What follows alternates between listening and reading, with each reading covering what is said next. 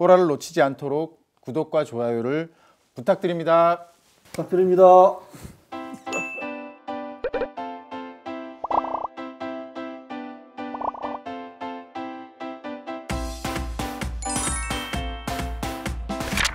2023년 복지정책 전망과 이슈를 다루는 정책설전 뽀라의 세 번째 주제는 윤석열 정부가 3대 개혁 아젠다 중 하나로 추진하고 있는 연금개혁과 최근 발표한 건강보험 개편 등 사회보험 개혁에 대한 전망과 쟁점에 대해 토론해 보도록 하겠습니다.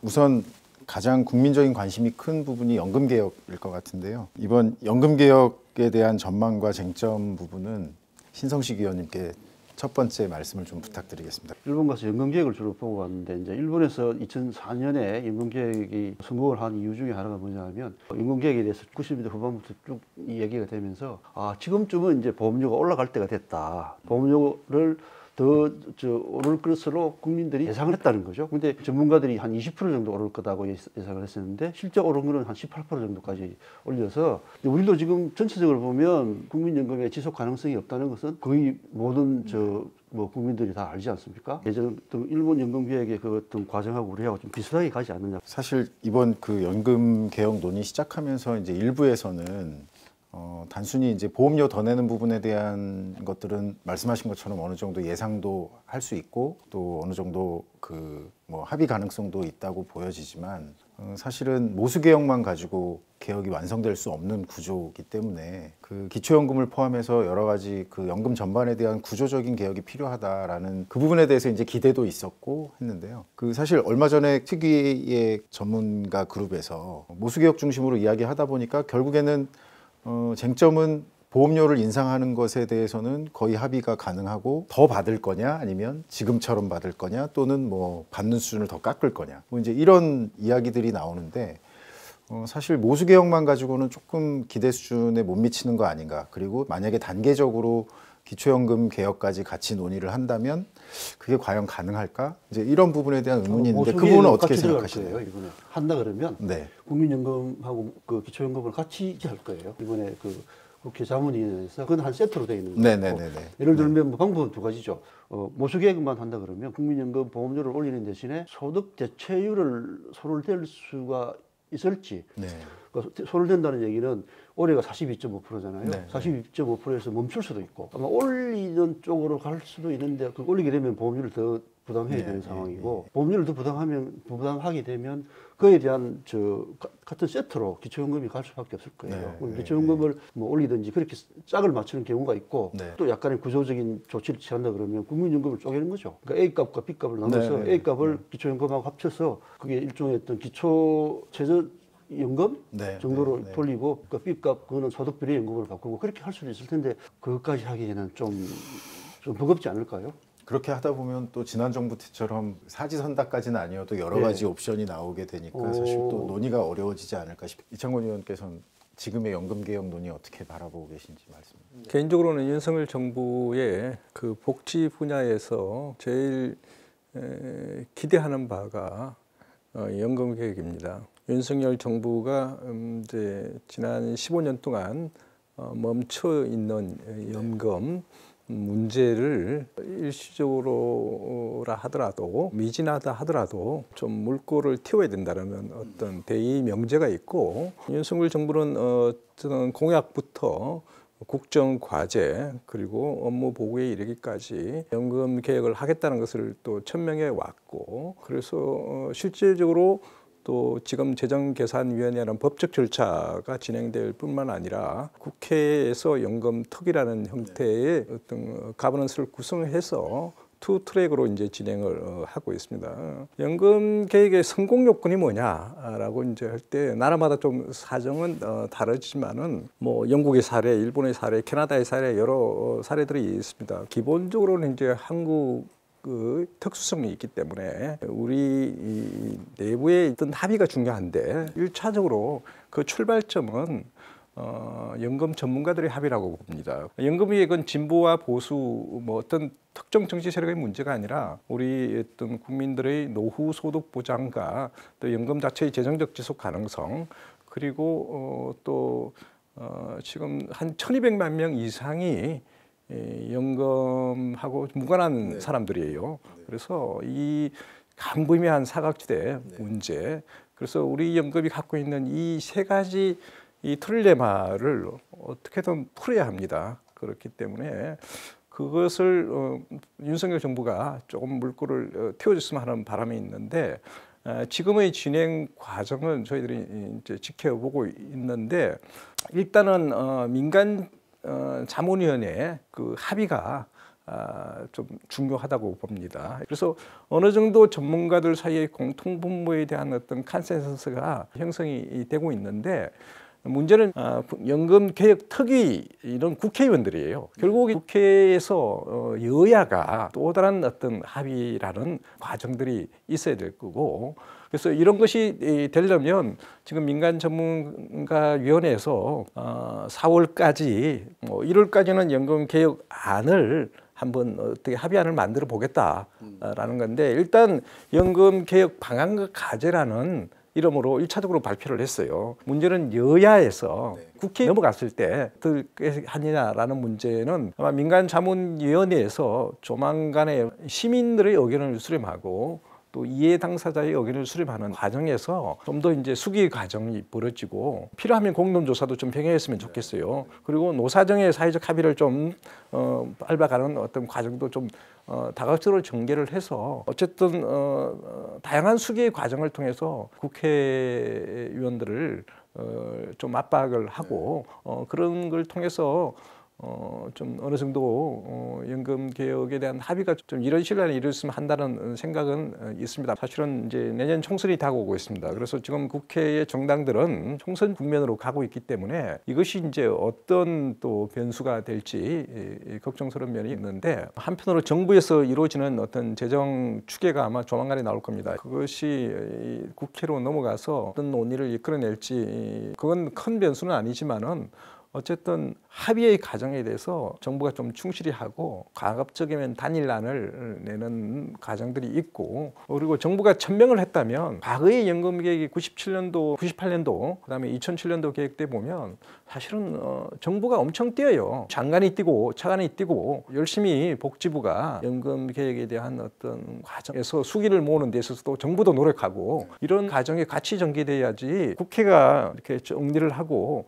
여기서 우리는 스포트한다 이런 식으로만 했을 때는 사실은 좀 목표한 바를 이룰 수 있을까라는 생각도 한편으로 합니다. 예. 또 한 가지는 사실 세대 간의 연금을 둘러싸고 세대 간에 서로 수용 가능한 그런 안이 될 것인지, 이런 부분에 대한 좀 걱정들이 있거든요. 그런 의미에서 정부의 역할이나 공론화 과정이나 이런 것들이 굉장히 중요할 것 같다는 생각이 들었어요. 세대 간 관련해서는 우리 청년들이 이 연금 부분에서는 상당히 다중분리라고 얘기할 정도로 여러 가지 불리함을 갖고 있기 때문에, 그 부분에서 분명히 이제 이 부분도 확실하게 이제 연금 개혁 내용에서 좀 고려해야 될 요소고, 지금은 초점이 주로 노후 소득 보장을 위한 소득 대체율, 그 다음에 이제 보험료율 인상 몇 퍼센트, 소득세율 몇 퍼센트, 여기만 모아져 있지만은 사실은 이제 국민연금과 기초연금과의 어떤 연계 관련해서도 여러 이슈들이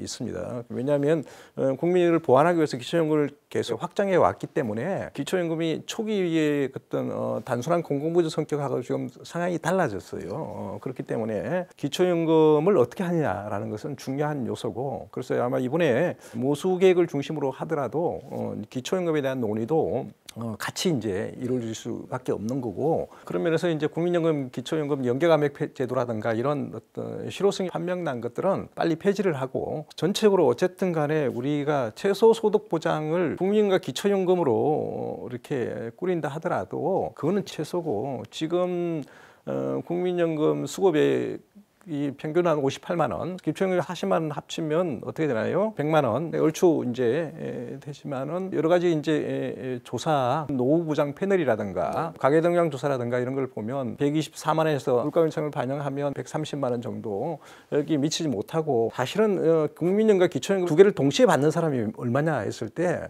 동시 수급자는 한 뭐 250만 명밖에 안 돼요, 사실은. 그렇기 때문에 그 흐수들을 봐야 되기 때문에 그래서 이게 최소 소득 보장이라는 것도 이게 상당히 간단치 않다. 네. 1단계로 이제 그 국민연금의 신뢰성 확보라는 차원에서 봐야 될 것 같고, 그다음에 국민연금이 끝나고 난 다음에 기초연금하고 이제 국민연금은 같이 봐야 되겠죠. 네. 같이 보고, 그다음에 전체 종합적인 노후소득 보장, 뭐 그러면 사각지대 해소도 있을 수도 있고요. 그다음에 뭐 그 위에 있는 퇴직연금도 있을 수도 있고, 개인연금도 있을 수 있고, 뭐 여러 가지 이런 조합들이 생기잖아요. 근데 어떤 분은 이런 제안도 합니다. 예를 들면 기초연금을 지금 소득 하위 70%를 주는데 50% 이하로 줄이고, 네. 그다음에 저 30% 이하를 더 주고, 그다음에 저 이게 차등화 하자는 거죠. 차등화하고, 그다음에 50에서 70 사이는 지금 받는 사람만 32만 원에서 고정하고, 그러니까 그분들이 사망할 때까지만 지급하고, 추가로 이제 이게 물가 상승을 하지 않고, 그러면 이제 그만큼 이제 이게 재정이 세이브 되니까 그 세이브된 돈을 저소득 국민연금 가입자 중에서 장기 가입자한테 뿌려주자. 그렇게 설계해보자는 주장도 있습니다. 저는 이제 첫 번째로 접근할 것은 그 지속 가능성 확보라는 측면에서 보면 참 다행인 게 뭐냐면, 우리 사회에서 이렇게 주요한 이슈별로 이렇게 논란이 생기면 언론이 갈라져요. 의견이 갈라지는데, 국민연금 계획과 관련해서는 그전에도 그랬고, 지금도 그렇고, 앞으로도 그렇고, 거의 뭐 한겨레나 중앙일보나 뭐 다른 매체들이 거의 비슷한 목소리를 내거든요. 그 점에서는 굉장히 축복받은 환경입니다. 그래서 국민연금의 지속 가능성을 확보해서 제도에 대한 불신을 좀 걷어내고, 추가적인 노후소득 보장을 어떤 식으로 더 강화할 것인지, 그보다 더 중요한 거는 공무원연금, 사학연금, 군인연금을 어떻게 할 것인지.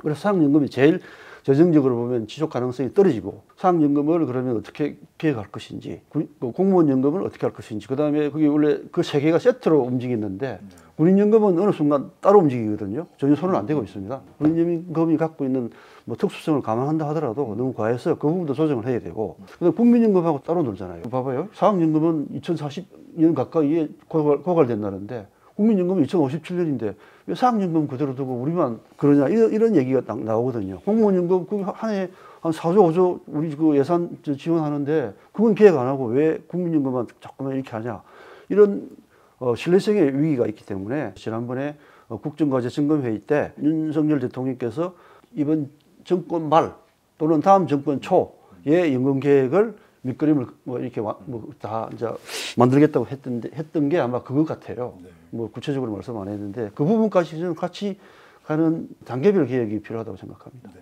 그 연금 개혁에 참 여러 가지 이슈들이 많기 때문에, 특히 이제 뭐 아주 그 중요한 것 중에 하나가 기초연금의 역할이 어떻게 달라질 것인지, 이게 굉장히 중요한 것 같고요. 또 말씀해 주신 것처럼 이제 특수직역연금이 뭐 보험료를 많이 부담하시긴 하지만, 노후에 이제 상대적으로 높은 연금을 받으시는 분들을 보면서 나머지 노인 세대가 느끼는 여러 가지 박탈감이라든지 이런 것들도 제도 개혁에 굉장히 큰 영향을 미칠 수 있다고 보여집니다. 그래서 아마 연금 개혁은 굉장히 좀 험난한 길일 것 같은데요. 말씀해 주신 것처럼 한겨레나 중앙에서도 그렇고 언론사에서 좀 비교적 한 목소리를 내신다고 하니, 정치적인 일정이나 이런 것들 때문에 좀 국회에서 그 개혁 논의가 좀 지체되거나 등한시돼도 언론에서 중요한 역할을 해주시지 않을까라는 생각도 됩니다. 우리의 사정이 좀 많이 달라요, 다른 나라하고. 가장 첫 번째가 뭐냐면, 상대적으로 우리는 지역가입자가 많아요. 그래서 지역가입자에게는 연금보험료를 1% 올리는 것도 상당히 고민스러운 대목이에요. 그래서 이 지역가입자 문제, 그러니까 보험료율을 올리고 또 소득대체율을 일정 정도 조정을 하더라도 부담의 문제, 이 부분에 대해서 저소득 지역가입자에 대해서는 어떤 지원책이 필요한지에 대한 고민들이 또 필요하고, 지금 논의 과정에서 빠져 있는 게 지금 이제 국회 민간자문위에서는 지난번에 발표한 개혁 방향과 과제에서는 퇴직연금의 노후소득 보장 강화라는 표현을 썼습니다. 그러니까 퇴직연금을 어떻게 할 건가라는 부분에서 전문가들의 여러 의견이 있는데, 뭐 과거에 우리가 한때 시행했던 퇴직금 준환제의 부활이라든가 뭐 이런 주장도 있고, 그러나 이번 개혁 대상에서는 논의가 너무 확장되면 계획이 이렇게 목표가 커지면 계획하기 어렵지 않느냐라고 해서 좀 유보적인 자세를 보이는 분들도 있긴 하지만은 좀 어떤 방향으로 가야 된다에 대한 메시지를 주는 노력은 필요한 것 같고, 여론이라는 게 켜켜이 쌓여서 일정 정도 지점에서 어떤 변화를 강제하는 요소가 될 테니까, 그런 면에서 전문가 합의 모쪼록 국회 민간전문위원회에서 좀 사명감을 갖고 단일의 합의안을 좀 도출했으면 하는 바람이고, 그래서 일반 시민들과 그것을 놓고 수교의 과정을 충분히 전개를 하고, 그리고 가장 중요한 것은 사실은 국회의원들의 역할이에요. 얼마나 많은 노인들이 지금 구독사하고, 지금 최근에 뭐 이런 사건도 있었지 않습니까? 연금을 타기 위해서 시신을 방치했다. 우리가 영화나 드라마에서 보는 그런 장면들이 한국에서도 얼마든지 있고 또 앞으로도 볼 수 있기 때문에, 노후소득 빈곤이라는 큰 문제를 해결하기 위해서라도 국회의원들이 그 절박함을 좀 알고 좀 책임감을 갖고 연금개혁을 바라봐야 된다, 이런 생각도 합니다. 저희가 그 뽀라 첫 번째 기획으로 사실 작년에 연금을 다뤘었는데, 이제 연금 개혁 논의가 본격적으로 진행이 되니까 사회 서비스 분야도 좀 별도로 연금도 한번 또 구체적으로 다시 다뤄봐야 될 필요가 있을 것 같습니다. 특히 이제 그 건강보험 개혁 이슈가 또 연금 못지않게 굉장히 중요한 부분이라서, 마지막으로 건강보험 개혁과 또 장기요양보험 관련된 부분들을 간단하게 논의를 하고 마무리를 해볼까 합니다. 먼저 신 의원님께서 아까 그 의료복지 부분에서 좀 많이 차이가 난다라고 말씀해 주셨는데요. 지금 뭐 문재인 케어 비판 내지는 뭐 심하게는 철폐 뭐 이런 얘기도 나오는데, 건강보험 개혁에 있어서 지금 정부가 추진하는 부분에 대해서 좀 말씀해 주시면 어떨까요? 전 오바마 케어를 문재인 케어가 흉내낸 게 가장 패착이에요. 미국 역사에 있어서 건강보험을 도입하려는 그 수많은 실패의 역사를 오바마가 어쨌든 뛰어넘었잖아요. 물론 그 이후에 한계는 좀 있었지만, 거기에 대놓고 문재인 케어를 갖다 붙여서 한 거란 말이에요. 이게 언론에서 문재인 케어라고 명명하고 하니까 청와대에서 문재인 케어로 자기들이 그 용어를 썼어요. 쓰면서 이제 그거 가지고 정치적인 소위 선전물로 쓴 거예요. 선전물로 쓰면서 땡땡땡 케어, 땡땡땡 복지 이런 거 있잖아요. 대통령 이름이 들어가는 그런 절대 안 된다고 생각합니다. 문재인 케어는 그런 점에서는 좋은 본보기가 됐어. 문재인 케어가 들어가니까 어떤 문제가 생기냐 그러면, 공무원들이 꼼짝 못합니다. 그거에 다 쏠려갑니다. 그러니까 그 문재인 케어가 갖고 있는 문제점에 대한 문제 제기도 할 수도 없고, 최우선적인 정책 과제가 되기 때문에 그 의학적 필요성이 있는 모든 비급여의 급여화가 문재인 케어의 요체예요. 근데 비급여의 급여는 불가능합니다라고 건강보험 심사평가원에서 안 됩니다라고 하니까, 그 당시에 안 된다는 사람들을 다 바꿔, 안 되는 사람들을 다 그러면 공무원으로 만들어, 이렇게까지 갔었던 상황이에요. 그래서 왜 안 되거든요. 왜냐하면 그 이후에 문재인 케어를 하고 난 다음에 비급여가 더 늘어났습니다. 시장을 이기려고 그 접근을 했다는 그 자체가 잘못된 거고, 제가 예전에 기사 쓴다고 취재한 사람인데, 그 양반이 이게 머리 이쪽에 뒤쪽에 양성 종양이 생겨서 저희 궤도 수술이죠. 머리를 궤도하는 수술을 하려고 입원했는데, 첫날, 둘째 날 다 자는데 밤 새벽에 깨워서 환자님 MRI 찍으셔야 됩니다라고 해서 새벽에 깨서 MRI를 찍었거든요. 왜 그러냐 그러면 MRI 수요가 워낙 늘어나니까 감당이 안 되니까 그 병원은 MRI를 2대를 더 늘렸습니다. 늘렸는데도 불구하고 감당이 안 되니까 낮에는 외래 환자, 밤에는 입원 환자예요. 세계적으로 진짜 이게 세계 의료사에 있을 수 없는 황당한 일이 벌어진 거예요. 그래서 그 MRI, 초음파, 그 CT 이런 영상 부분에 1,800에서 1조 8천으로 10배로 뛰었습니다. 그 지출이. 근데 그걸 가지고 의료 소비자, 환자의 부담을 줄여줬다? 그걸 내세웠거든요. 그게 과연 그게 맞는지. 저는 MRI를 폐지한다는 것은 정치적인 구호인 것 같고요. 왜냐하면 이미 보험 영역에 들어온 거를 전반적으로 폐지한다는 것은 불가능합니다. 이미 막 주고 있는데, 근데 주고 있는 걸 이만큼 걷어낼 수는 있죠. MRI, 예를 들면 뇌 MRI 아니면 초음파 일부를 걷어낼 수는 있는데, 그걸 그 자체를 없던 일로 불가능합니다. 이미 1조 8천 들어가는 것 중에서 증가율을 떨어뜨릴지 모르겠지만 그 자체를 갖다가 1,800억으로 10분의 1로 돌아갈 수는 없습니다. 그래서 한 번 잘못 들어가면 이런 문제가 계속 누적적으로 쌓이거든요. 지금 필수 의료 굉장한 얘기가 되지 않습니까? 그 필수 의료, 그다음에 희귀단체성 환자, 가장 비근한 애가 뭐냐면 SMA라고 척수성 근위축증이라고 있었는데, 유전적인 질환인데 그게 제대로 안 하면 오래 못 삽니다. 근데 거기에 들어가는 약이 졸겐스마라는 약이 있습니다. 그게 20억 합니다. 한 번 하면 치료가 되는 약인데 20억짜리 보험, 그 약을 갖다 예전 같으면 보험을 해주기 어렵죠. 근데 이번에 어쨌든 보험을 해줬는데 그거 반대 얘기도 있을 수 있는데 그러니까 꼭 필요하고 그냥 굉장히 그 의료비로 인해서 데미지가 큰 사람한테 먼저 해주는 게 저는 우선 맞다고 생각해서 의료복지에 있어서는 이 방향 전환 저는 바람직하다고 생각합니다. 이창원 의원님, 뭐 반론 내지는 그 보장성 강화 위축되는 부분, 물론 이제 합리적 효율적 개편이라는 방향에서 다양한 의견들이 있을 수밖에 없는데요. 문재인 케어의 네이밍 문제를 신 기자가 말씀을 하셨는데 사실은 이제 문재인 케어의 이름을 차치하고 지향했던 어떤 메시지와 내용은 뭐냐라고 했을 때 2017년 8월에 이제 처음으로 이제 발표를 하면서 근보 보장성을 이제 70% 정도 달성을 하겠다. 그러면서 이제 100% 부당하다 하던 3,800개 정도의 이제 비급여 진료 항목을 근보 적용하겠다라고 해서 이제 그렇게 했는데 문재인 케어에서는 한계가 분명한 지점들이 있었고 문재인 케어에 대해서 좀 더 합리적인 비판의 영역들이 분명히 있고 또 한계를 분명히 우리가 인식해서 우리 사회가 건강하게 건강보험을 이렇게 만들어 가야 될 어떤 지점들이 있는데 문재인 케어가 재정 파탄을 초래했다.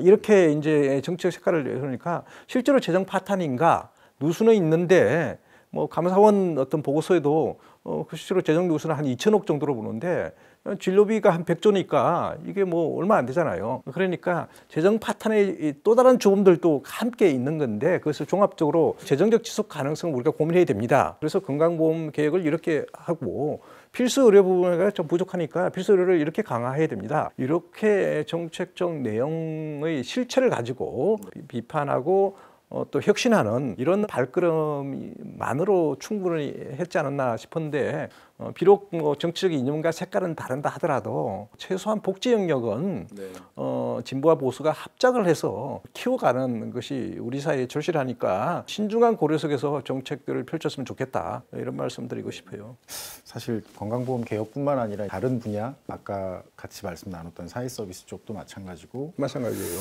사실 실제 이제 국민의 삶과 관련된 정책의 본질이나 제도적으로 개편이 필요한 부분들을 집중적으로 보고 그걸 발전시키는 부분 이외에도 다른 논의가 같이 이제 진행되다 보니까 사실은 좀 그 건강한 공론이 네. 좀 형성이 안 되는 측면이 있습니다. 국민들이 이제 제도에 대해서 이해하는 부분도 좀 왜곡되는 부분도 있을 것 같고요. 그래서는 당연히 지난 정부에서 추구했던 어떤 핵심 정책을 깡그리 그냥 뭉개니까 뭐 잘잘못을 떠나서 성찰을 가로막는 요소가 되는 거예요. 그러니까 우리 사회의 건강한 정책 그 혁신과 발전을 위해서면 서로 이제 좀 아젠다 세팅 방식에 신중함이 좀 필요하다라는 생각을 해요. 건강보험이 사실은 문재인 케어를 중심으로 한 보장성 개혁과 관련된 부분, 물론 이제 그 밑바탕에는 건강보험 재정에 대한 이슈들이 계속 중요하게 있었기 때문일 수 있는데요. 사실 또 한편에서 보면 건강보험뿐만 아니라 이제 장기요양보험 쪽도 건강보험에 비하면 상대적으로 뭐 규모가 작을 수도 있지만 사실 돌봄의 이슈가 앞서 사회서비스에서도 굉장히 중요하고 또 뭐 기존의 지역사회 통합돌봄이라든지 여러 가지 그 이슈들이 있었기 때문에 장기요양 쪽도 굉장히 앞으로 뜨거운 쟁점이 되지 않을까라는 생각이 듭니다. 그래서 강효 부원장님께서 지역사회 통합돌봄 조정에 대한 문제하고 장기요양 쪽 관련된 부분 말씀해 주시면 좋겠습니다. 노인 장기요양보험이 이제 15년의 역사를 갖고 있는데 사실 이제 이용을 해보신 국민들은 이런 제도가 있다는 거에 엄청 감사를 느끼는 그런 제도이고 이게 이제 뭐 우리의 사회적 서비스, 그다음에 돌봄 서비스라고 하는 것이 국가의 기반에 의해서 이렇게 이용할 수 있구나 이런 걸 체감해주는 이제 보육이 그랬고 그다음에 노인 장기요양 보험을 통해서 그런 거를 체험을 하게 되는데 이 부분에 대한 여러 가지 개편 필요성이나 그리고 그것과 관련해서 뭐 통합 재가를 한다라든지 또 뭐 인력의 처우를 개선해 간다든지 여러 가지 정부에서 챙기고 계시지만 우리가 우리가 좀 더 이제 이게 본격적인 개편이 필요하겠구나라고 많은 분들이 이제 인식하게 되신 것이 이전 정부에서 지역사회 통합 돌봄이라고 하는 그런 브랜드로 추진했던 정책이었다고 생각이 됩니다. 그러니까 커뮤니티 케어를 당초에 이제 지역사회 통합 돌봄으로 명칭을 사용하게 되면서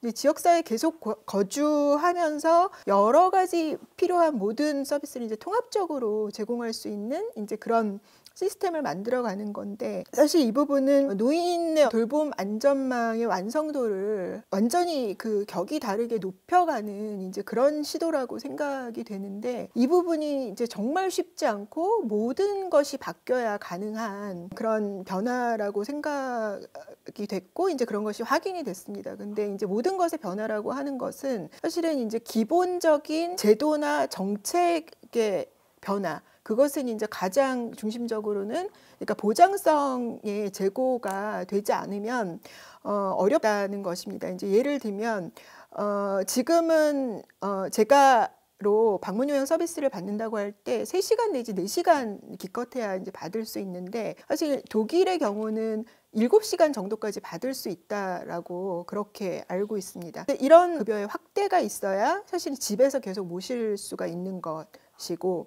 그 다음에 이제 또 하나는 앞서서도 이제 말씀 주셨지만 의료 체계가 얼만큼 이 노인분들의 삶의 조건에 적합하게 새로운 시스템으로 대응을 할 수 있는가라고 하는 부분인데, 예를 들면 재택의료라든지 아니면 방문간호라든지 그런 것들이 아주 크게 이제 확장이 되어야지 가능한 일이다라고 하는 부분입니다. 물론 이제 이런 것들을 정부에서 시작을 했고, 그렇지만 아직은 너무 미미하기 때문에 그간의 몇 년 동안의 그 지역사회 통합돌봄 선도 사업으로는 이런 것을 이제 실행하기가 어려웠던 것이고요. 그리고 이제 또 하나는 사실은 우리가 이제 돌봄이라고 하는 것이 중앙정부가 예산을 지자체에 배분하면 지자체에서 민간 위탁으로 그냥 넘겨버리는, 책임은 그냥 민간 영역에서 지는 방식으로 대체로 운영이 되어 왔는데, 이 지역사회 통합돌봄 체계를 운영하다 보니 이게 지자체가 돌봄 수요에 대해서 파악하고 제공 기반을 마련해야 되고, 그런 어떤 새로운 과업들이 필요하다라고 하는 것을 확인을 한 것 같습니다. 근데 이런 부분들이 이제 아직은 다 준비가 안 되어 있는 상황인 것이고, 사실 이런 것들을 이제 더 구체적으로 세밀하게 준비해가는 지금 정부의 준비는 연속되고 있어서 다행이라고 생각을 합니다. 노인 같은 경우는 제가 노인분들의 요양과 보건의료의 연계 사업을 지금 집중적으로 선도적으로 하려고 하고, 그 다음에 장애인분들이 지역사회에서 자립해서 생활할 수 있도록 하는 그런 시범사업도 하고 있고, 그래서 이전 정부에서 시도했던 그런 커뮤니티 케어 관련된 사업들의 그런 취지나 이런 것들을 맥을 이어서 지금 사업을 하고 있어서 굉장히 다행이고, 물론 이 과정에서 뭐 사회서비스의 시장화라든지 이런 여러 가지 이슈가 결부가 되겠지만, 이 방향은 우리가 계속 추진해가지 않을 수 없다라는 생각이 들고, 그것과 관련해서 이제 건강보험 개혁을 하실 때 장기 요양과 관련해서도 지역사회 돌봄이 가능하려면 이것들을 기본적으로 올리지 않으면, 상향하지 않으면 사실 가능하지 않은 부분이 있기 때문에 분명히 고려가 필요한 것이고, 그리고 건보공단이 맡아서 하고 있는 이 운영 체계가 지역사회하고 어떻게 결합이 될지, 그리고 지역보건의료 체계하고 또 어떤 네트워크를 형성해서 협력이 가능한지, 이런 것들이 사실은 다 지역에 착근되어야만 더 고도화될 수 있을 거다라고 생각이 됩니다. 장기요양보험도 사실 이제 건강보험 못지않게 앞으로 지출 규모라든지 이런 것들이 커질 거고, 또 말씀하신 것처럼 또 한편에서는 보장성을 높여야만 실질적인 그 돌봄이 이루어질 수 있는 그런 제도로서 정착될 수 있을 것 같은데요. 저는 뭐 한편에서는 이번 정부에서 지역사회 통합돌봄이 성격을 바꿔가지고 생애주기별 통합돌봄이란 체계에서 어떤 지역은 노인, 장애인을 중심으로 통합된 돌봄 체계를 만들어 보겠다고도 하고, 또 어떤 지역은 아동을 포함해서 전체 지역 주민 대상으로 구체적인 전달 체계 개편이나 서비스 확대와 연계해서 시도하고 있는 것들이 앞으로 굉장히 중요하지 않을까라는 생각이 됩니다. 지역사회 통합돌봄 돌봄의 기본적인 배경이 우리가 기억해야 될 중요한 지점이라는 생각이 드는데, 문재인 정부에서 지역사회 통합 돌봄 커뮤니티 케어라는 형태로 제기가 됐지만은 그 제기의 어떤 배경을 보면 돌봄이 오늘날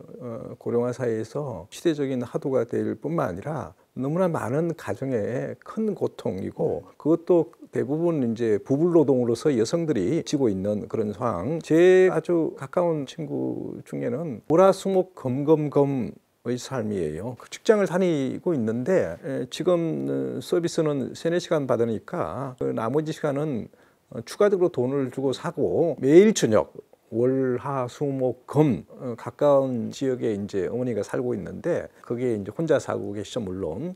거기에 방문을 하고, 토요일 날 일요일 날은 어려우니까 본인이 또 케어를 하고, 그러니까 이 친구에게는 월화수목금금금이에요. 그러니까 개인의 삶이 거의 없어. 이렇게 인생이 저당 잡혀 있는 그 수많은 청년들이 그렇고, 그래서 우리 사회의 돌봄만큼 절실한 하도가 없다고 생각이 들고, 우리 모두가 앞으로 겪어야 될 일일 수도 있기 때문에 지역사회 통합 돌봄이 중요하게 제기가 됐는데, 그게 기본적으로 탈시설화, 탈가족화, 사회적 부양, 그리고 가까운 어떤 지역사회에서 그렇게 하기 위해서는 상당히 많은 요소들이 사실은 필요합니다. 우리가 정책을 생각할 때 쉽게 실패를 하고 또 논하고 비판을 할 때 고려해야 될 것들 중에 하나가, 아무리 바람직한 이상적인 또 현실 접근성이 있는 그런 모델을 했다 하더라도 거기에 찔끔 예산이 들어가면 그 정책은 성공하기 힘듭니다. 이 지역사회 통합법 같은 경우는 복지부 일만으로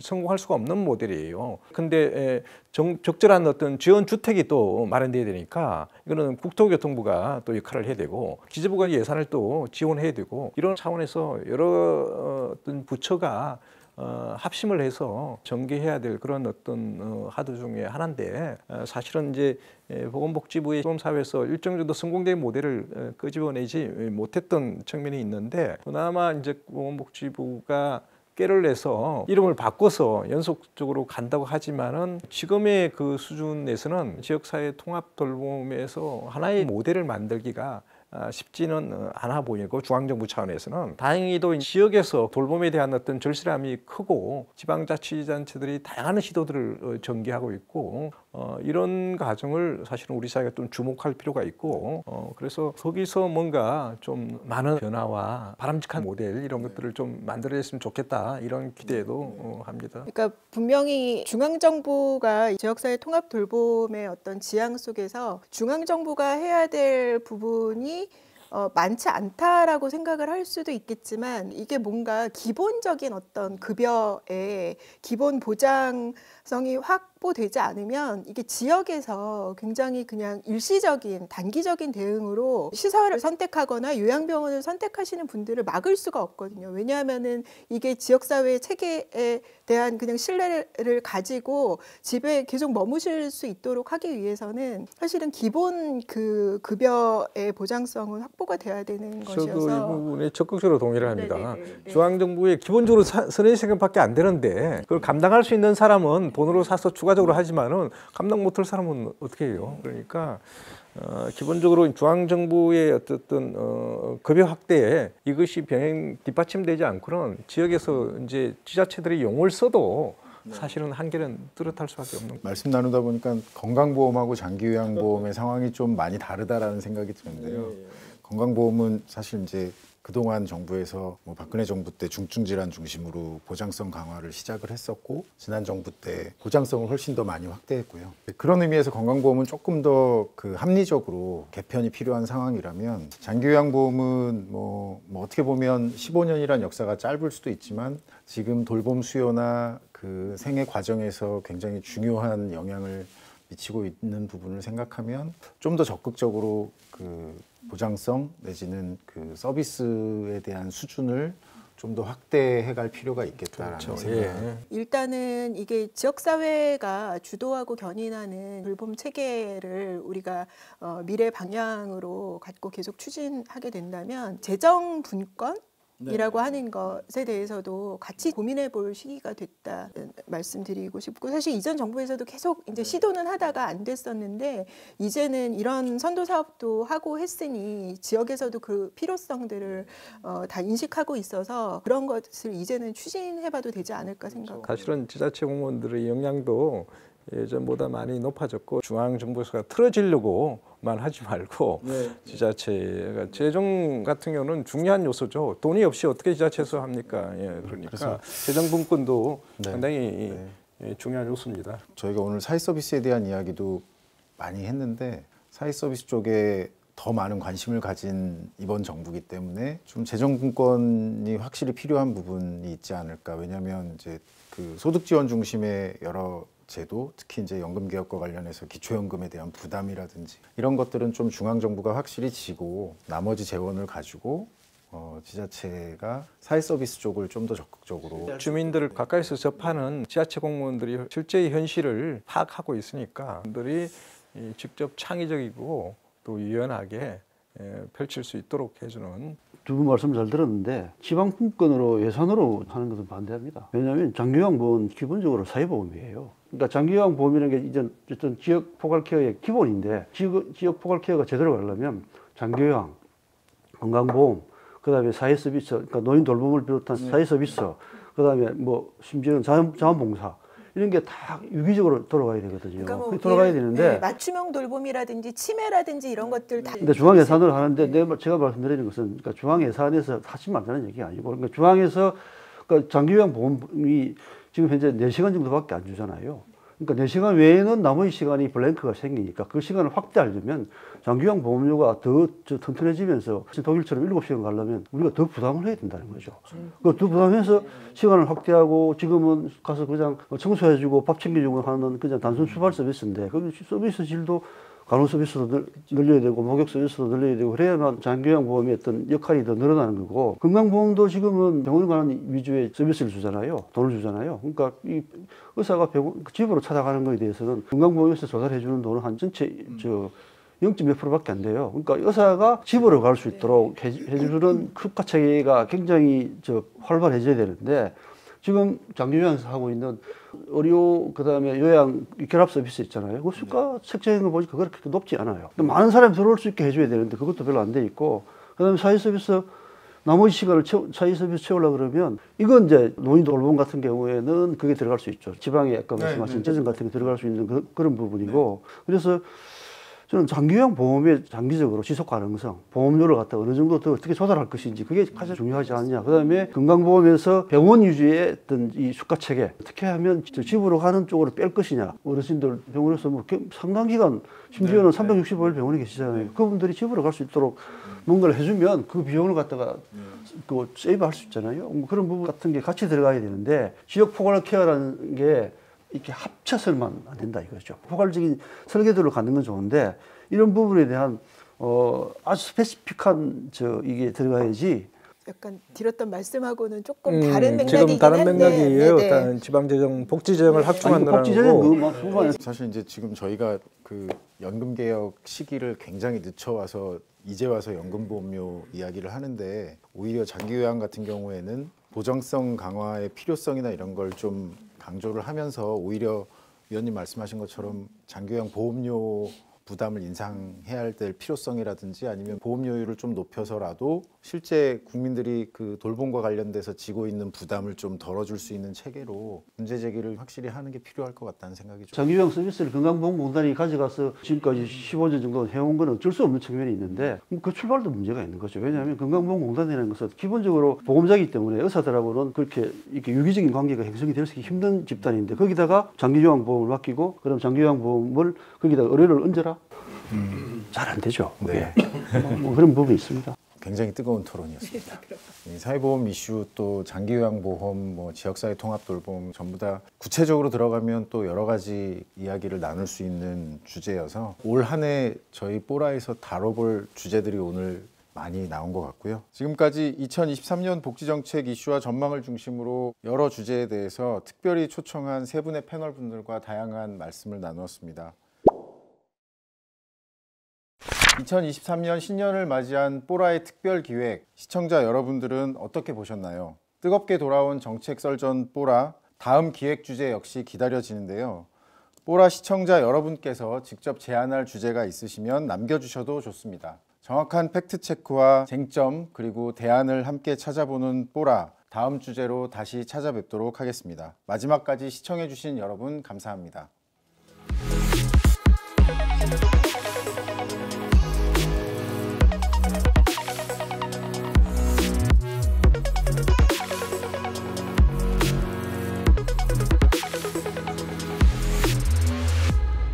사람을 생각하는 사람들 한국보건사회연구원